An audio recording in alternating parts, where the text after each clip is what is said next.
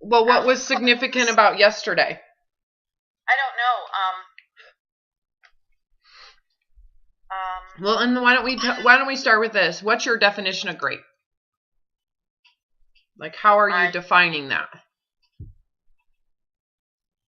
I was just feeling a lot of brain fog, head fog. I wasn't clear thinking. Okay, hold on. What's your definition of great? What's my definition of great? Yeah, like, because you were like, I've been doing great. What do you mean by that? Okay. Great as in I'm not body checking. I went and bought some bigger clothes, so I'm feeling good about myself. You know, like, I don't know, I went to a yoga class for the first time the other day, and I went to a body pump class, and I'm not into classes, so they were both really different for me. And okay, so you've been okay with your body. You've just allowed it. You're allowing it.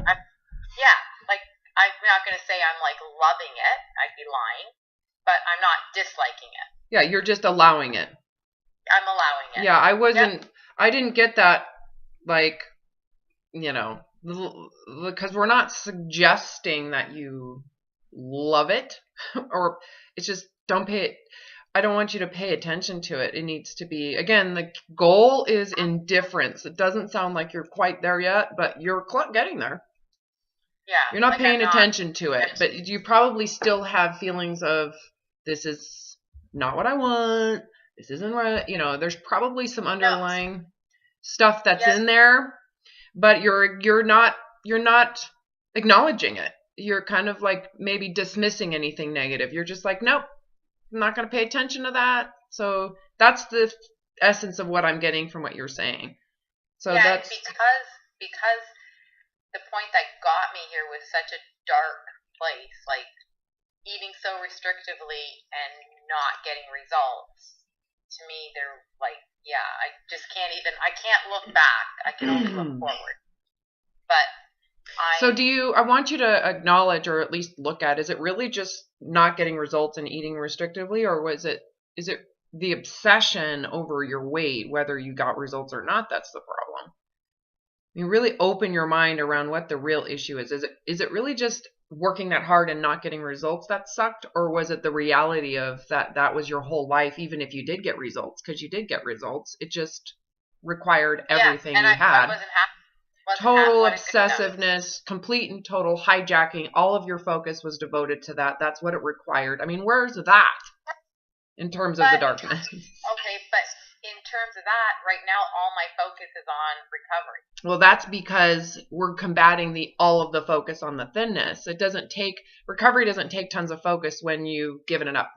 If you haven't given it up, it takes everything because you're using equal opposite energy. Right. So that's why. So recovery, when someone's there, doesn't take any effort whatsoever. It's holding on to what you want that requires that you have equal opposite work to let it go, because you don't necessarily want to let it go.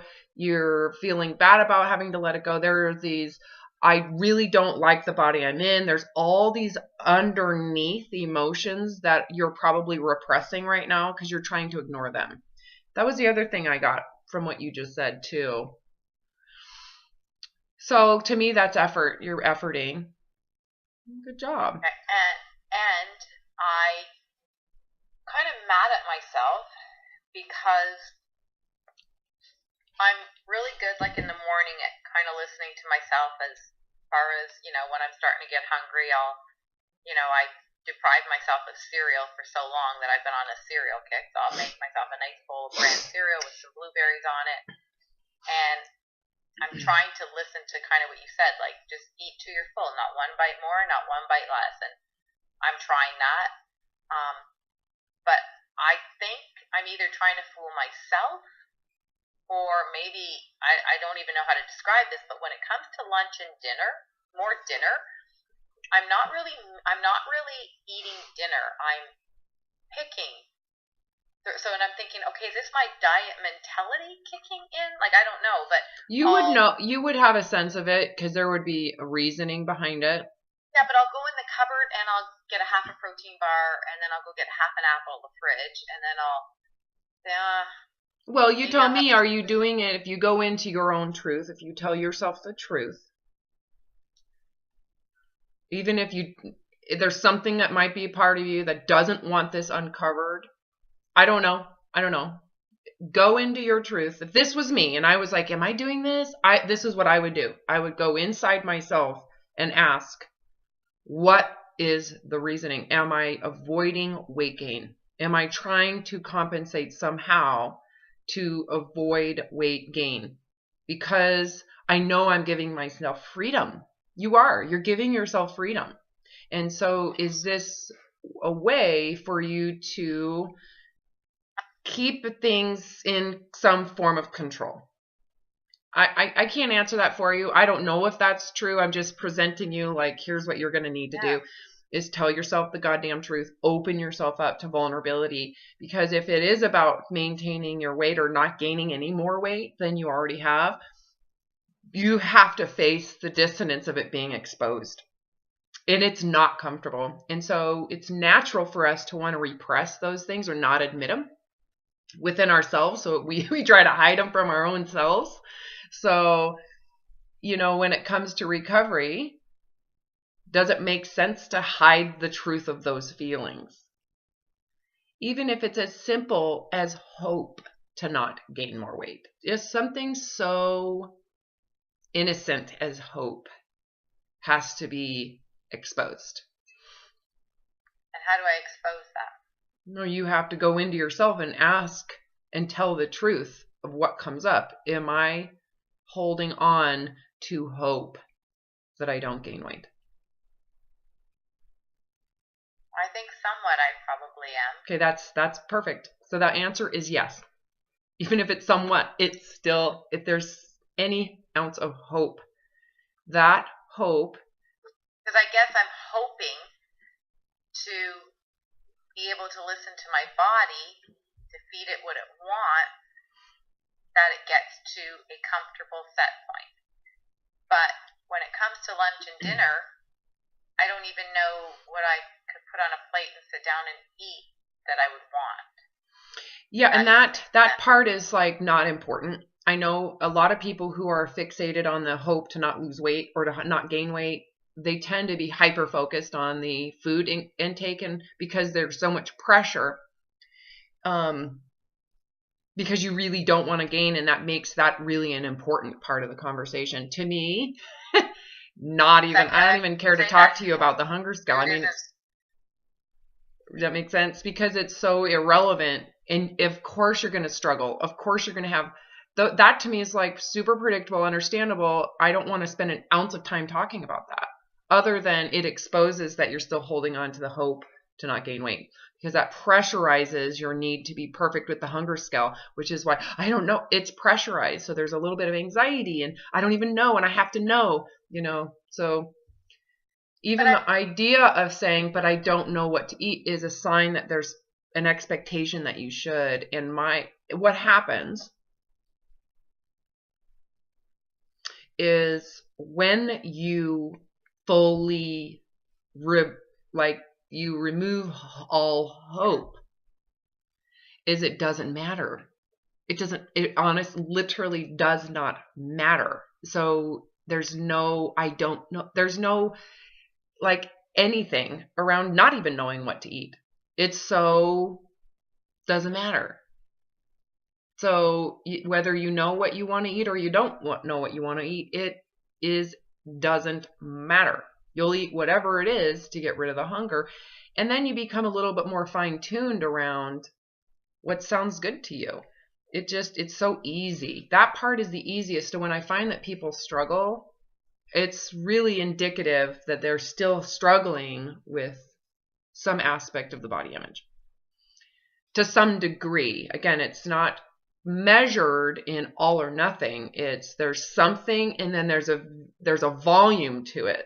Think of it like sound.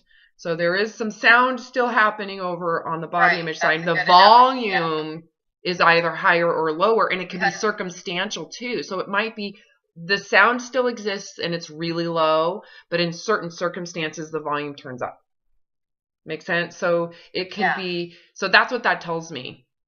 So that's why I'm like, I don't even care to talk about your eating stuff other than we can acknowledge that you're struggling, which to me means that there's issues on the body image side that have not been surrendered yet. And you might not be aware of what they are until they come up. Like I saw someone and they were hot. They had this gorgeous body and I felt jealous. Or it can be something simple. It doesn't have to be complicated. But just acknowledging that. Yeah. Yeah, honestly, I think I'm my own critic. Like people will say, "Oh, did you see her? Did you see what she ate? Or did you see how she looked?" And I honestly, even when I was so full into my micromanaging and strict, I didn't pay attention to what anybody else did. Yeah. I didn't even care. Me neither. That's where I got to, where it didn't matter to me because I was trying to survive in my own body, let alone trying to compare to others. So it progressively gets worse. And that's something I find with people that are like anorexic and bulimic, not so much the binge eating side of it, which is more lax. Granted, their bodies are more intensely larger, so they still have equal shame, but there's a lax around what they expect, and there's more desire or fantasy around what other people have and what they want from other people. When it gets worse to the point where you're so self-absorbed, you can't even care about what everybody else is doing. It's like it's so self-absorbed and self-survival oriented. That means someone else can be overweight and they deserve love. Someone else can be hot, good for them. I don't care. It's me that is holding myself to the standard. It is you. That's when it's like now you're dealing with a horrible double of Stockholm syndrome because you are your biggest enemy and you're the one holding yourself to these standards. And how can you recover if you're the one who's anti-recovery? Right? That's why the truth aspect. Yeah, that's why the truth aspect of this is vital to the recovery. Like, if you can't tell yourself the truth, this will never work. You know, I can sit out here and say, here's the truth, here's what you're doing. But if you're not willing to admit it to yourself, what the admittance or the truth aspect of it is. And I don't think you're necessarily struggling with this, but I'm saying this just as an overall like observer, like I want you to witness and observe this, not just in yourself, but other people. If you're not willing to open yourself up to the truth, you're not facing the vulnerabilities of why you're doing what you're doing. The truth is where the vulnerability is. It's like admitting something means you need to fix it. It means it needs to be surrendered. So, you know, your goal is to recover. If there's something in there that you're repressing, that is a cause. That is an actual underlying fear. If it's continued to be repressed, that aspect of it will never be released.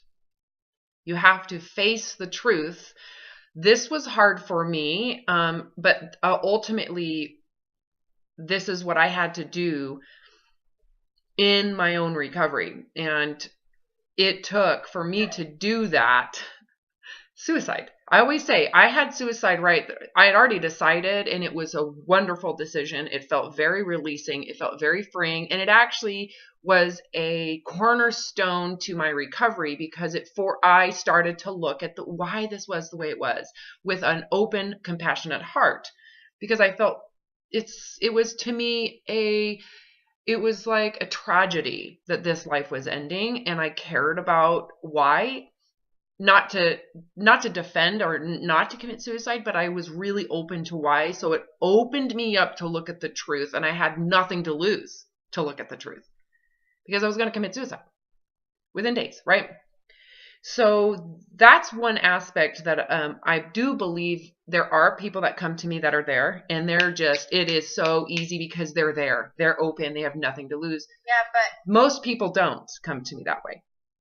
And so it's not as easy to go into. It's not. There's a ton of repressed stuff you're not aware of yet.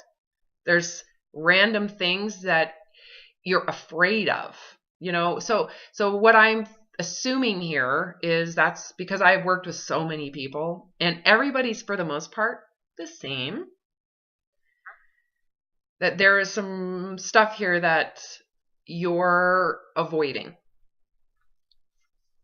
Like what though? Like I would guess that it is the hope. That you felt like suicidal, and like that was the point you were at. I'm thinking. No, I was beyond that. I had chosen to commit suicide, so I wasn't suicidal. I was done. Okay, because I'm thinking I know that I like even through my struggles the last couple of days or the last whatever.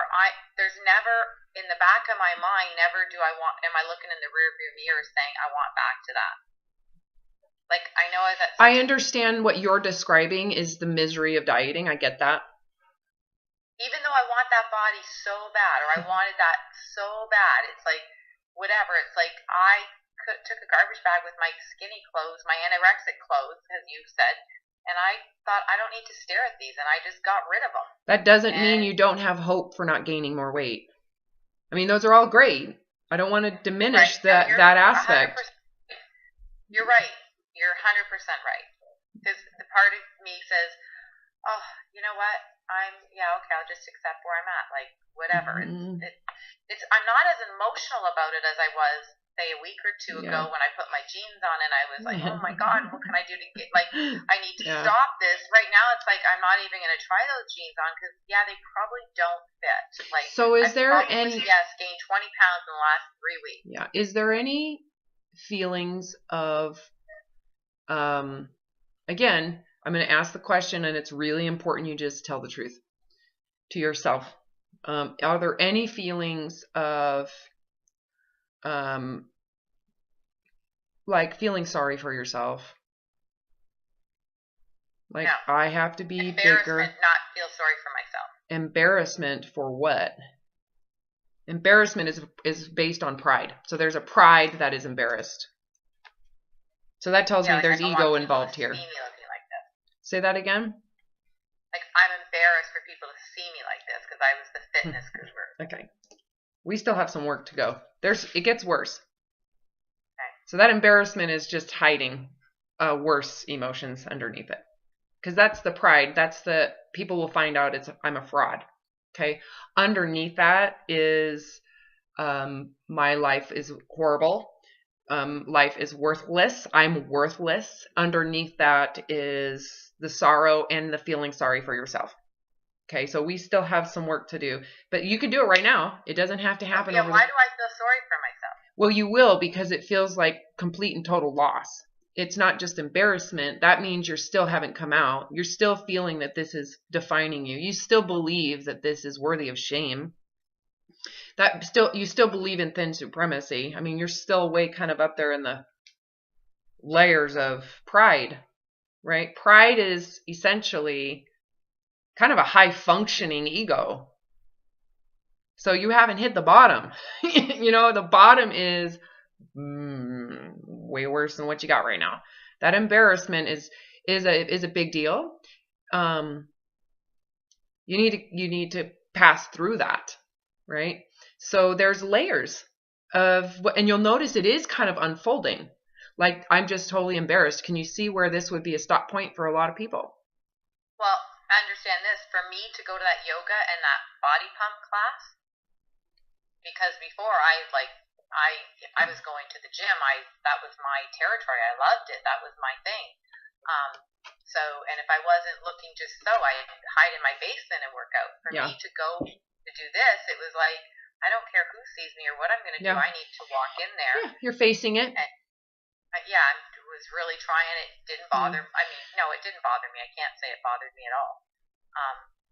It didn't bother you. It didn't bother me. That's awesome. So what embarrassment, where does the embarrassment come from? Because it could be very specific embarrassment in that environment. And then how are you coping with that embarrassment if it does exist? Because there's ways to cope. Yeah, right now, I'm like, you said this too in one of your videos. You said there's different people, you could just hide and not go out. You're really not facing it. That's one, or you can always make excuses. So one of the first things that a lot of people want to do is make an excuse for why they're this way. So I'm embarrassed, but I had this issue. This is where when you go to when we were at the clinic in Minnesota and I was working at the weight loss clinic, people would come in and they would carry all this embarrassment coming into the clinic, and then they would say, but my mother-in-law has been really sick. I've been taking care of her. My knee's been hurting. So they have to excuse. So that removes that dissonance that they're experiencing. So excuses and explaining to people, I have to let them know why, because this isn't the truth, Right. but it is the truth. But you're trying to promote the My facade and thyroid, then give my this thyroid flow. totally. And so if you have embarrassment, but you're saying, oh yeah, I've been having hormonal issues, you just escaped. You just completely denied reality. That's a lie. You're lying. Yeah. You should just say, I'm embarrassed. And because I believe in thin supremacy and thin people are superior and I used to be superior, but now I'm inferior. So that you see that embarrassment comes from the actual belief system. It's almost like grieving it. No, you're failing it. It's not grieving it. Okay. You failed what you believe in and you feel bad. You feel like it is worthy of feeling bad. Grieving would be if you actually let it go and then you surrendered what you got out of it willfully. The grieving process is a process of acceptance. I mean, I guess you could say this is part of the grievings, but you're not really letting it go. So you haven't really hit the loss side of it yet because you're not letting it quite go yet. The exposure. So if you're going to recover, and I do want you to know that I've gone through every step you're going through. So I had to go through it. But you didn't blow up. You didn't gain a bunch. Why does that matter? You keep on going there. It's like, for people to see. why does that matter? It doesn't matter. That is irrelevant to what I'm telling you. That is so ridiculously irrelevant. It doesn't matter if you blow up or not. It doesn't matter. That's the embarrassment part. The willingness to come out and allow it to happen, that's what has to happen ahead of time. It doesn't happen while you show people. It's something that you do ahead of time. So you haven't done it yet. And then you're thinking, I'll go out in my body and no, it has to, it's a spiritual choice. It's not a physical choice. The current state of your body is irrelevant, to be honest with you. It's your psyche around weight gain that is the problem. Your current weight is irrelevant. If you make it relevant, you're not taking responsibility. You have to go, it's my beliefs about it that are embarrassed. It's my beliefs about it. That's what's embarrassed. It has nothing to do with the actual state of the body. Because everybody out there has an opinion, high or low or anything in between, whether I'm thinner. Someone probably thought I was ugly when I was thinner. Why weren't you embarrassed then? You know, it has nothing to do with the state of the body. It has to do with your narcissism. And that's true, because you're right. Somebody could have thought when I was thinner, I looked more wrinkly. Correct. And I didn't care doesn't.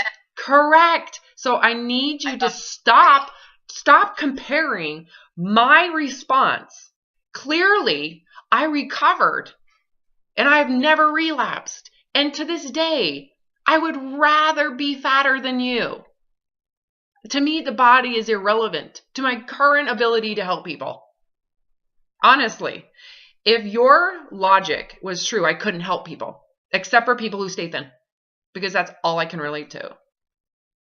It's just, no, that it doesn't work like that. You know, what really hit me is when you said you could be thin and people could think you're too thin, but yet my mind was so fixated on I look great.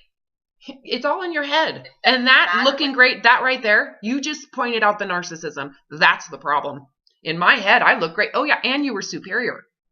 And you were special. And you were worthy of pride. And you had the arrogance within your mind.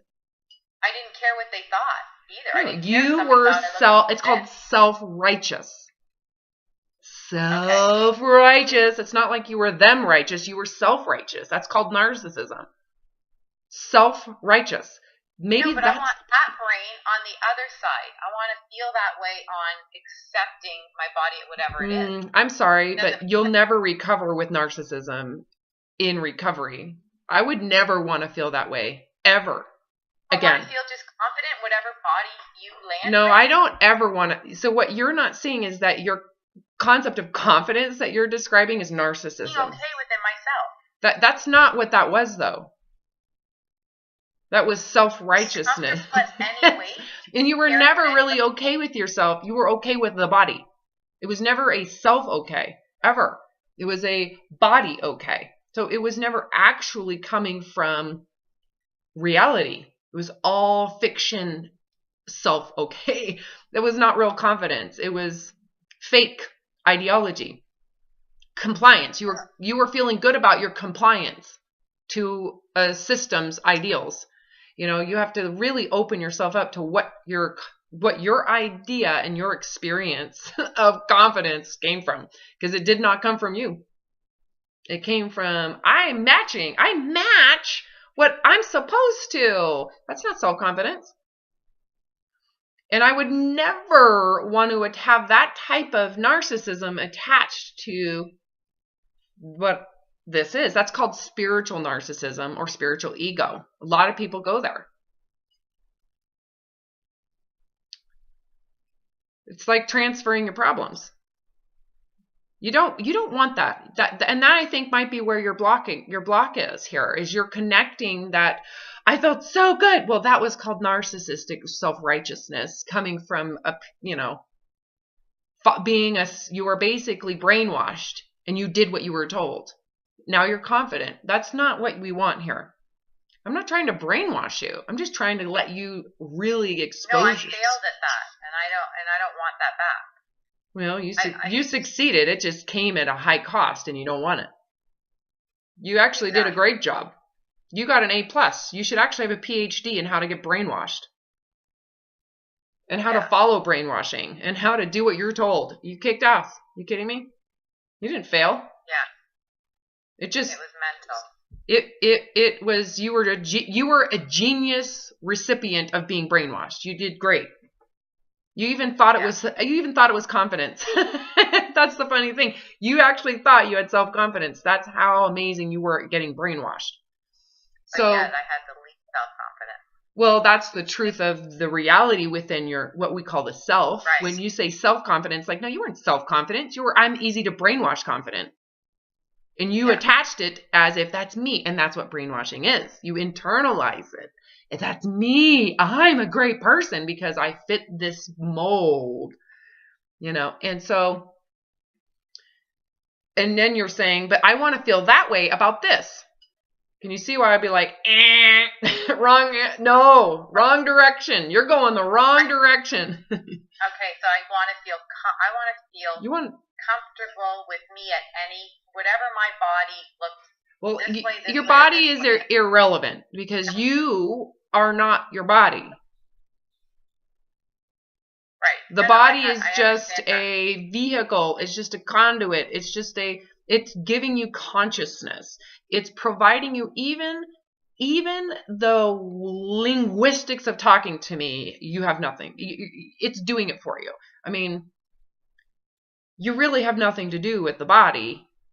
You have to really go into, well, then what is the truth of the Alma that is experiencing this life? Because there is a sense of you experiencing life. There's a sense of a person within you, or an essence, or a being, or an existence within you that is experiencing what's going on here, right? So you have to really question what that is, and if that's all you really are, what does the body have? What's the need for the physicality of the body at that point? Just a vessel. It's just you're hoping consciousness, because if the body is alive and kicking, then you are aware of what's going on in your surroundings. Now I have an experience here. I'm experiencing this because there's a body that's allowing the experience and actually giving it to me. Right? The problem is that you are identifying who you are by the body. So that awareness is basically not going out towards your experience. It's still it's all about me. It's still going into the body as if the body is me and I'm experiencing me, which is the actual essence of survival or ego, right? That's the whole point of survival, is to fixate on preserving me, whatever that is. right? And how you identify Oh, true. me. And so you have to surrender this whole concept of who you think you are that has been so brainwashed. Your concept of yourself is actually predictable around cultural ideals. I am fit. I am thin. I am the food I eat. I am healthy. That's not real.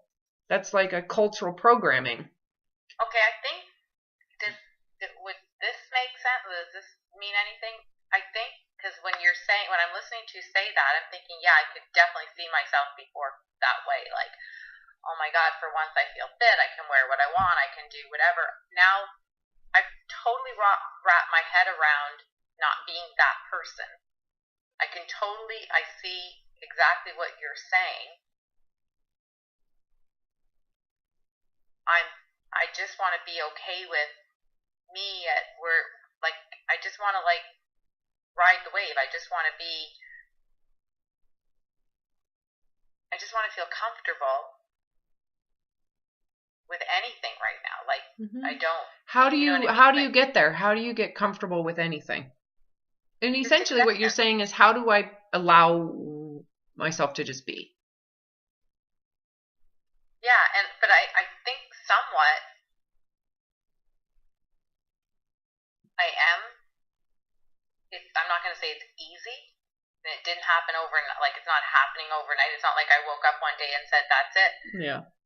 I didn't have that aha moment. Like, that's it. I did wake up one day and say, I can't go on another diet. That I know for sure. Anything else is a variable because I can't go back to that.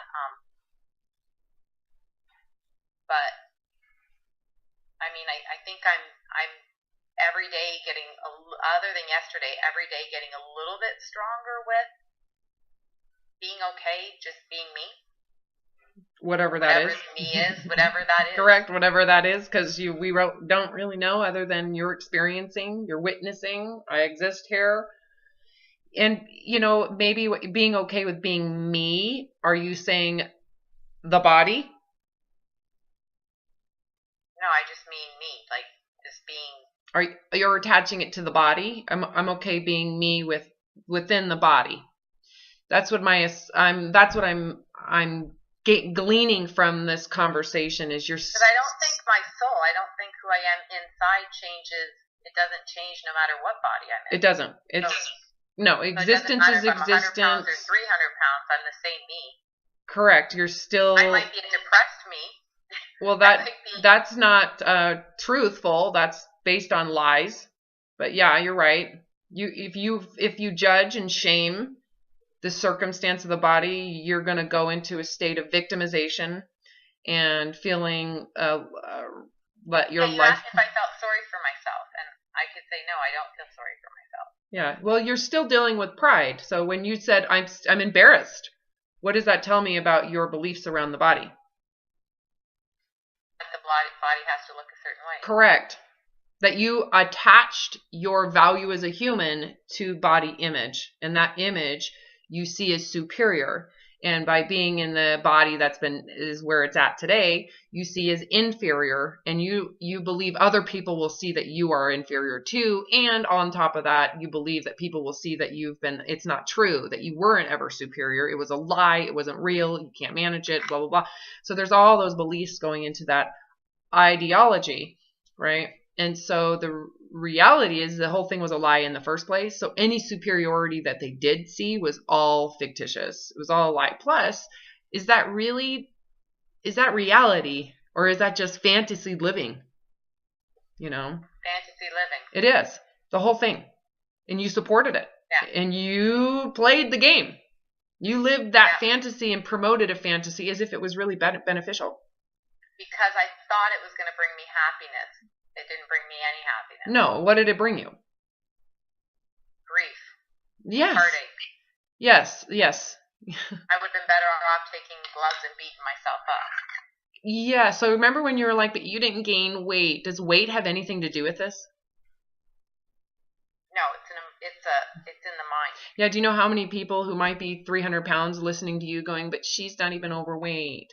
Well, here we are talking about you. I didn't mean it. I didn't mean it like you're not overweight. Maybe I came across wrong. What I meant was, No, I know what you meant. I do know what you meant. I'm trying to get okay, you to see this differently. right. To go, okay, it doesn't have anything. I was thinner. I was clearly the body, and it was worse.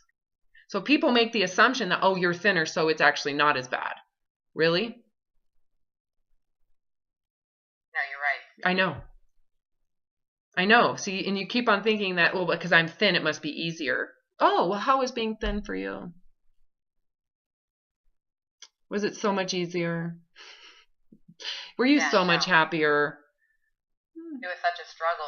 Yeah, it's worse because you become paranoid. I mean, the psychoses gets more intense Yeah. because you're stricter. You cannot, because you have to maintain the false front. You have to maintain the false front. You have to, right? Because if you don't, you get to feel things like embarrassment. And even though I feel like I'm telling you, like I'm embarrassed for people to say, oh my God, look at her, she failed. Look at her, she's got a big ass now.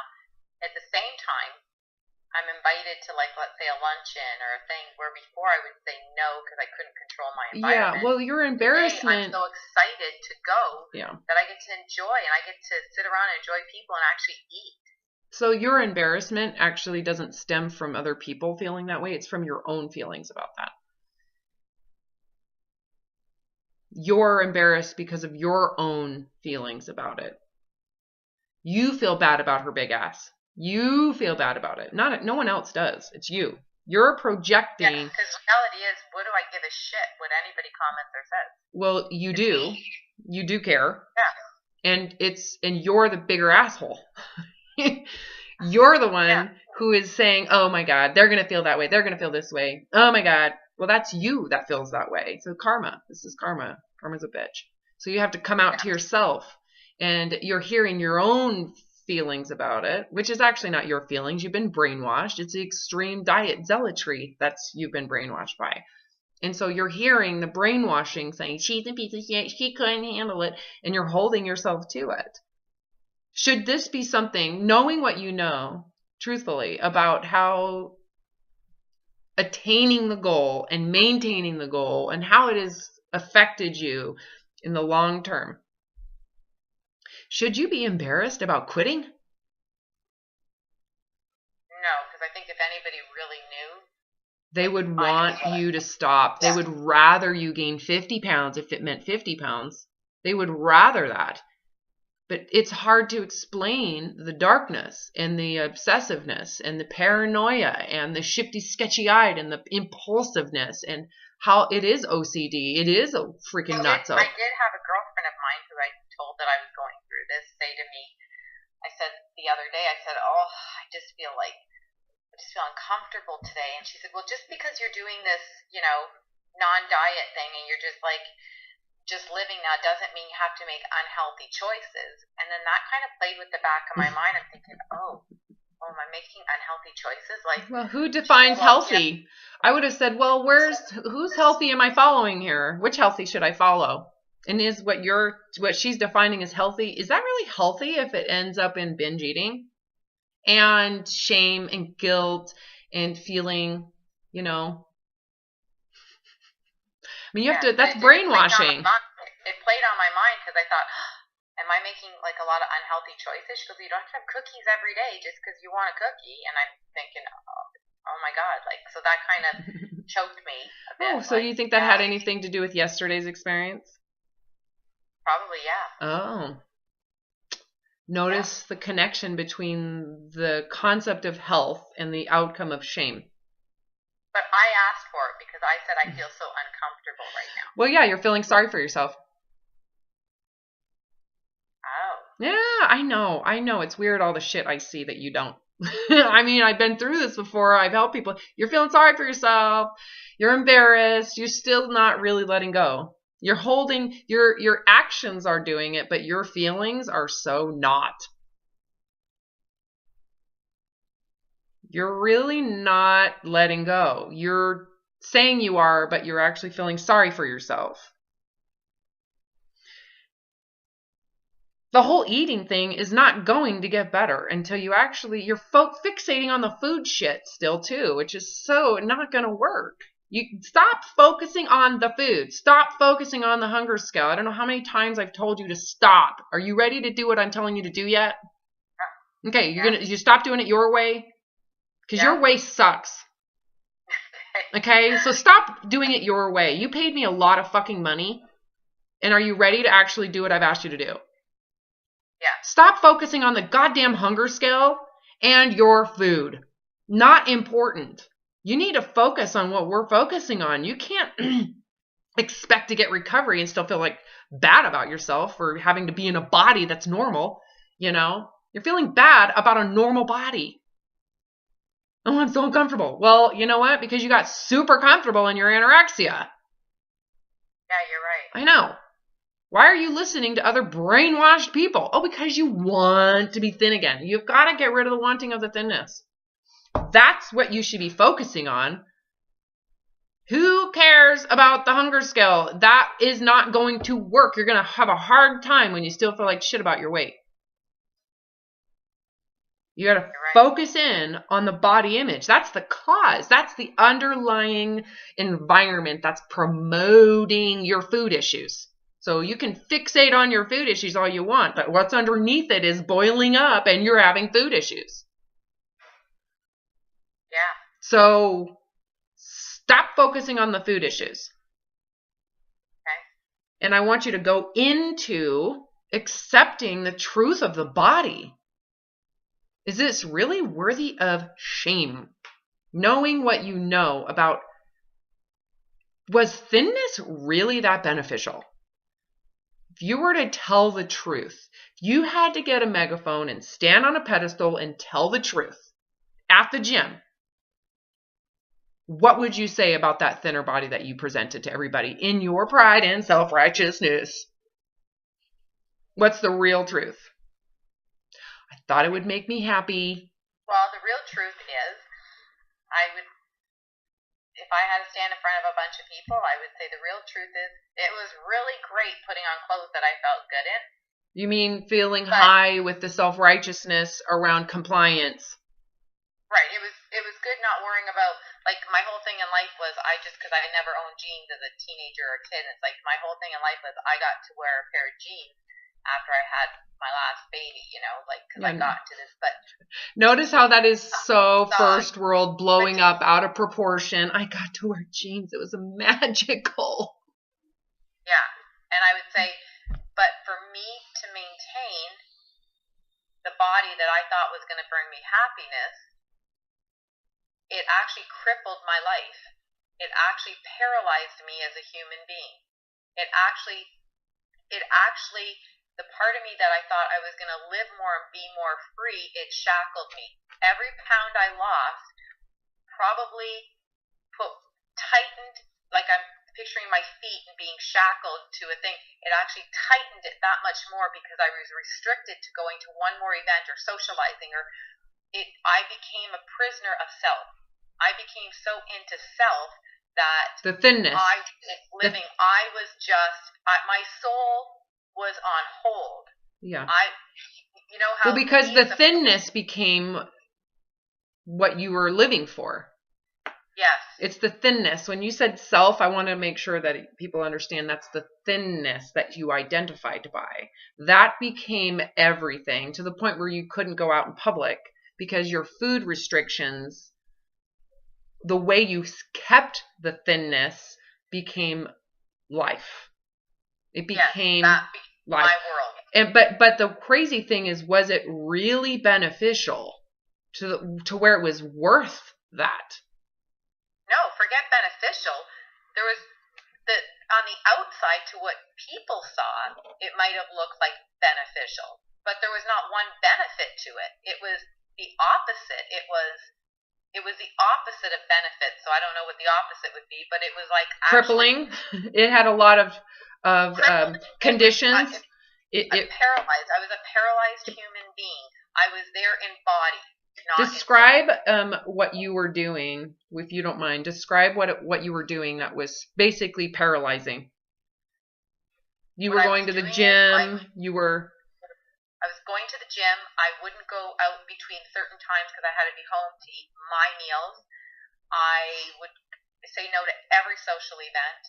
I've been at airports before where we're ready to board a plane because we have a trip, and I just walked out of the airport and like, I can't do this. I can't go because I don't have a food scale. I don't have my body scale. I don't know what food's going to be there. At the time, did you realize that was? Did you think it was healthy? No.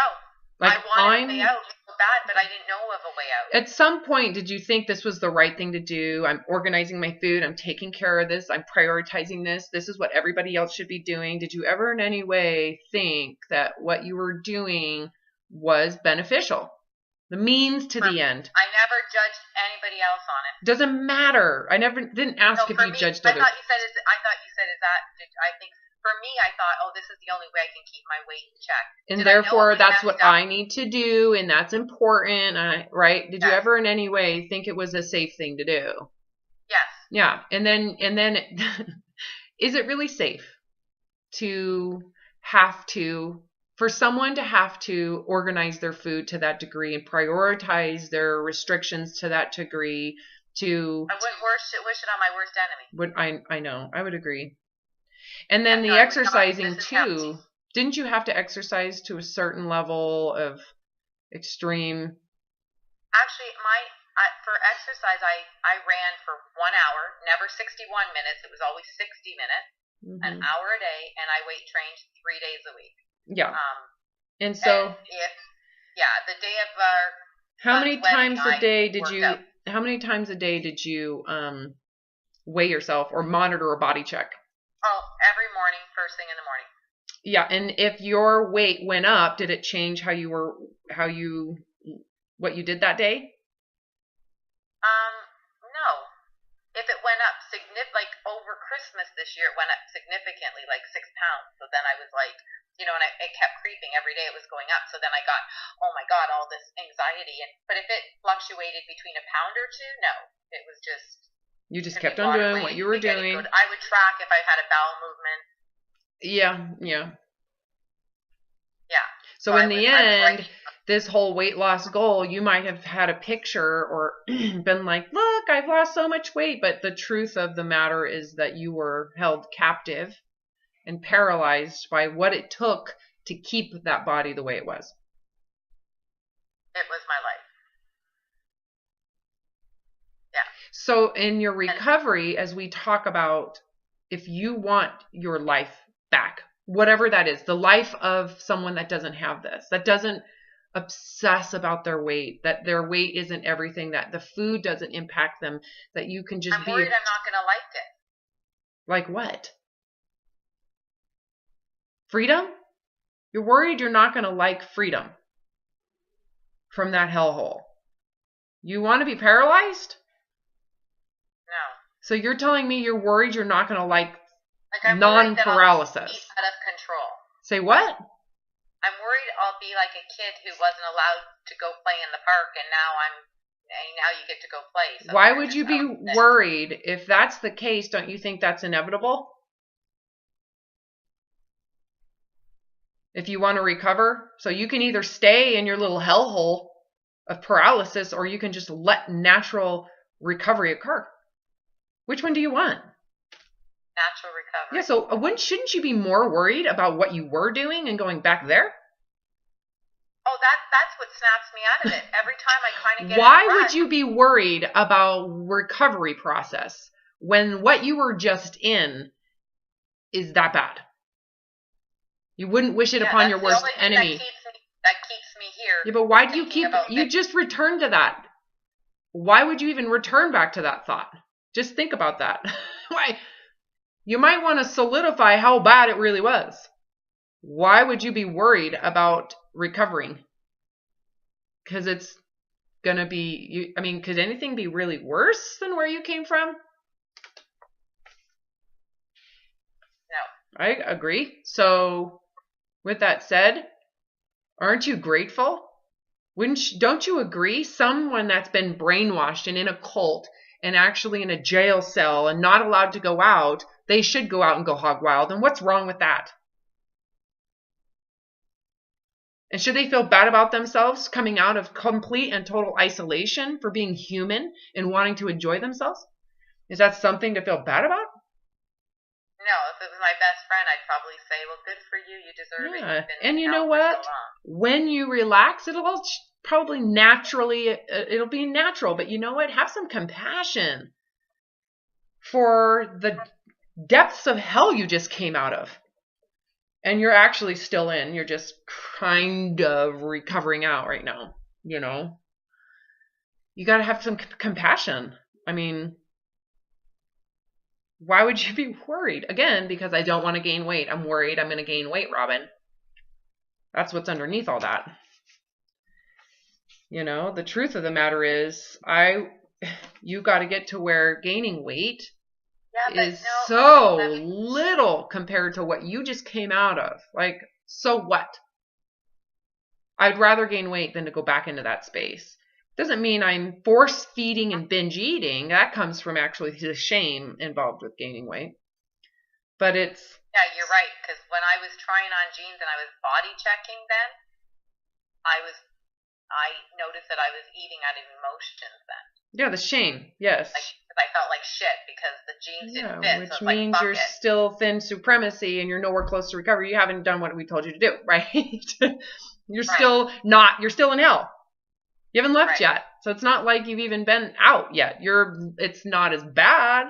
It's releasing. You're getting some release. It's still shitty. You're still in shithole city.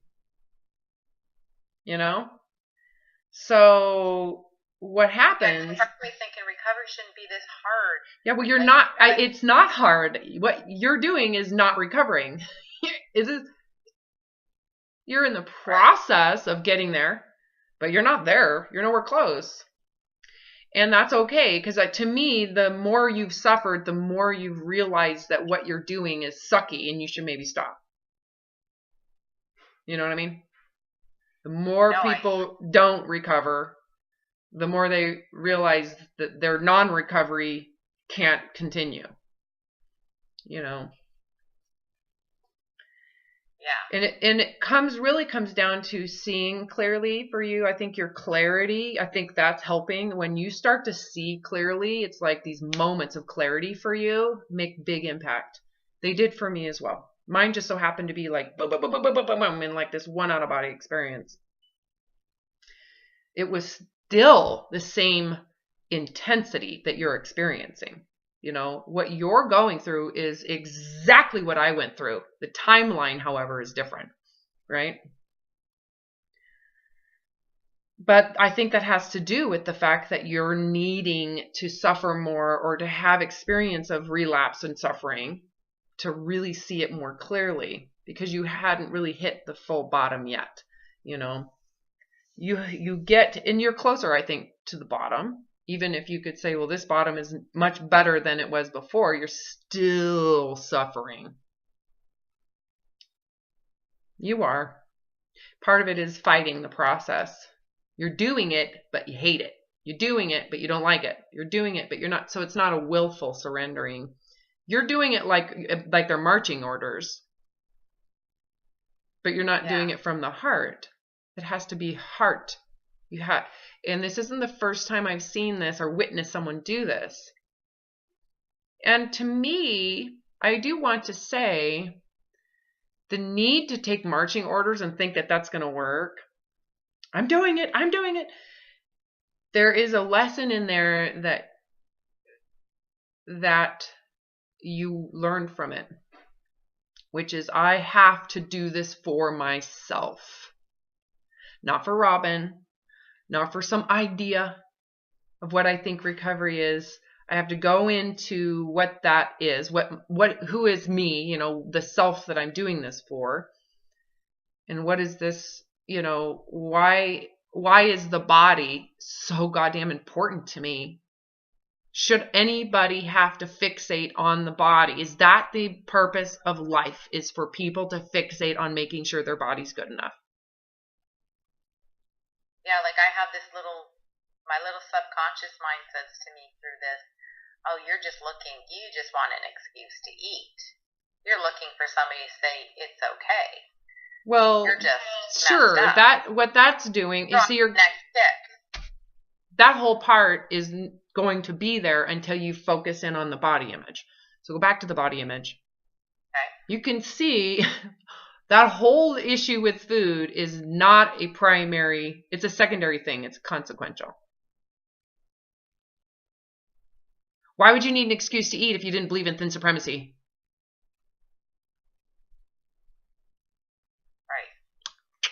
Right. Go into the thin supremacy. That's the problem. Okay. Is it really superior? No, it's not. What is it really? No, it absolutely isn't. It's horrible. It's a death sentence. Highest morbidity rate of any mental illness. I mean, yeah. It's torture. It completely psychologically and spiritually harms a person that believes it. Yeah. Even if you are thin and you are superior and you're sitting in the front pews of that thin supremacy church, you're probably suffering more than the people in the back. 100%. Yeah. 100%. Not saying the people in the back aren't suffering because they live in shame and apathy, but you're holding yourself to such critical, horrible, demonic. Are probably most psychologically messed up body-wise. Yeah, because you're holding yourself to such standards that you cannot live outside of that. You are literally holding yourself to such a tiny little space of existence. You're more likely to commit suicide than the people in the back row. You're more likely to have a heart attack than the morbidly obese in the back row. They don't ever talk about those things in the diet industry. But you're more likely to have all sorts of a stroke. You're more likely to have, the disease involved is massive. Very true. Self-harm. Of course, binge eating is a form of self-harm, but the self-harm of starving yourself will end very quickly. I haven't binge eaten in about 10 years, but I know what you're saying. Yeah, well. Yeah. So get into the thin supremacy thing. Yeah, you might want to start questioning if it was really that wonderful. Really. Or is it just wonderful to the narcissism in it? Yeah, part of me is mad at myself. I'm thinking, why wasn't I happy with myself that way? Why couldn't I just be comfortable then? Like, why did I have to keep going? Why did I have to restrict more? Why? Because it's not a physical problem. Right. You keep on thinking there's a physical solution to a spiritual problem. This is a spiritual problem. Once again, it's this, you might want to think maybe I have a spiritual problem, and with that issue, no physicality will ever work. Ever. And not only that, but even when you do match and you do feel like you've reached a level of acceptance, you have to keep it. So you didn't really think about that. So why be mad at yourself when you were clueless, ignorant? Don't hold yourself to some idea that you knew better, because you didn't. You thought that you would hit the destination. It would be so magical. It would be easy to maintain. But in reality, it actually becomes cannibalizing. Yeah. You didn't know that. Actually, in reality, it took away from who I was as a person. Yeah, it's cannibalizing. Yes. Like you're cannibalizing your soul. Like you lose everything. You signed a contract with the devil and you didn't know it. So why be mad at yourself as if you knew that? You didn't know that. So you might want to rethink, was it really superior? Even in what you just said, it says that it was superior. Why didn't I just accept it then? Because now I have to be fat. What the fuck, Robin? I mean, you're talking to me as if you are a believer in thin supremacy hardcore. And you're not questioning that. A to a T there. Yeah, you are not questioning that as why your recovery is so hard. Yeah. You're right. So how do I let that go? You question it. You start to see that I would never support that in anybody. And I wouldn't want to sustain that. And nor do I want to hold myself to something so demonic. It is. Yeah, I know. I know. It sounds such an aggressive word, but people who've been there go, it is. You are so held hostage by the like demon darkness. And people are praising thinness like it's so fabulous. Really? Because it's pretty fucking demonic to me. It was for me, and it is for every other anorexic I've worked with. And they're so narcissistic in themselves, and they're not willing to tell the truth. Tell yourself the goddamn truth. How is it working out for you? It wasn't what you wanted it to be. The narcissism enjoyed the idea that you were successful, but is it really successful when it requires that you sacrifice everything? Is that really success? You might want to question your concept of success and what you got high on back then. Yeah. I think you hit it. Yeah. Well, you're just now seeing it.